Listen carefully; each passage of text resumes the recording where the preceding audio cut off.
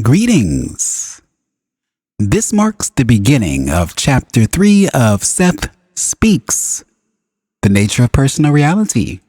And of course, this is my Part 1. The chapter is entitled Suggestion, Telepathy, and the Grouping of Beliefs. Let's begin. Ideas have an electromagnetic reality. Beliefs are strong ideas about the nature of reality. Ideas generate emotion. Like attracts like. So similar ideas group about each other, and you accept those that fit in with your particular system of ideas. The ego attempts to maintain a clear point of focus of stability so that it can direct the light of the conscious mind with some precision and concentrate its focus in areas of actuality that seem permanent. As mentioned in Chapter 1, the ego, while a portion of the whole self, can be defined as a psychological structure composed of characteristics belonging to the personality as a whole, organized together to form a surface identity. Now, generally speaking, through the period of a lifetime, this allows for more easy emergence of many tendencies and abilities. It permits more potentials to emerge than would otherwise be possible. If this were not the case, for example, your interests throughout life would not change. The ego, while appearing to be permanent, then forever changes as it adapts to new characteristics from the whole self and lets others recede. Otherwise, it would not be responsive to the needs and desires of the entire personality. Because it is intimately connected with other portions of the self, it does not basically feel alienated or alone, but proudly acts as the director of the conscious mind's focus. It is an adjunct of the conscious mind in that respect. Basically, it understands its source and its nature. It is a portion of the mind, then, that looks out upon physical reality and surveys it in relation to those characteristics of which it is composed at any given time. It makes its judgments according to its own idea of itself.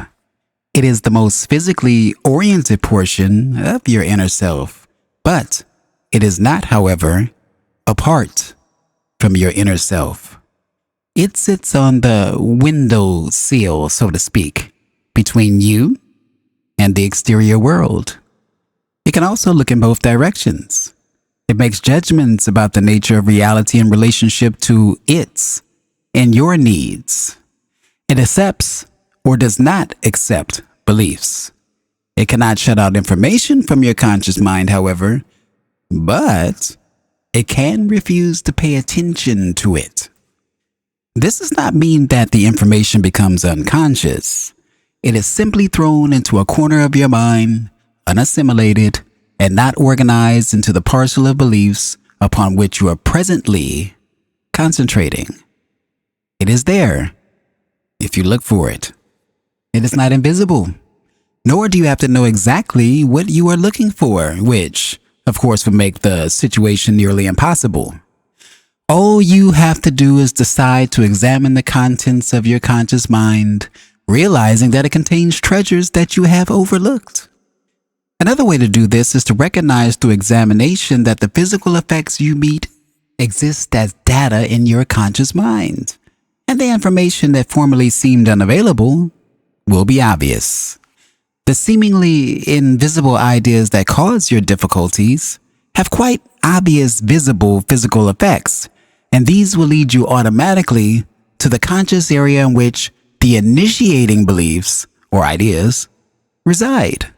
Once more, if you become aware of your own conscious thoughts, these themselves will give you clues, for they clearly speak your beliefs. If, for example, you have scarcely enough money on which to live and you examine your thoughts, you may find yourself constantly thinking, I can never pay this bill. I never have any luck. I'll always be poor. Or you will find yourself envying those who have more, degrading the value of money perhaps, and saying, that those who have it are unhappy or at best spiritually poor. When you find these thoughts in yourself, you may say, and rather indignantly, but those things are all true. I am poor. I cannot meet my bills, and so forth. In doing so, you accept your belief about reality as a characteristic of reality itself, and so the belief is transparent or invisible to you. But it causes your physical experience. This marks the end of Chapter 3. Seth Speaks, The Nature of Personal Reality, Part 1. Let's talk about it. In this passage, Seth discusses the nature of beliefs, the role of the ego, and how ideas shape our reality. Seth explains that ideas possess an electromagnetic reality and generate emotions with similar ideas clustering together based on our belief systems. The ego, a part of the whole self, is a dynamic structure constantly adapting to new characteristics while directing the conscious mind's focus on physical reality. Seth emphasizes that our beliefs, often unnoticed, significantly impact our experiences, manifesting as visible physical effects. If you've enjoyed this passage, please consider giving it a like, hit the bell notification so you'll never miss another video, and of course, subscribing for more. And if you have a friend that might benefit from a message like this, share it with a friend. What did you think about this particular passage? Please leave it in the comments below. And as always, thank you for watching. Thank you for listening. I am Tony Victory, a wolf uncaged. Thank you.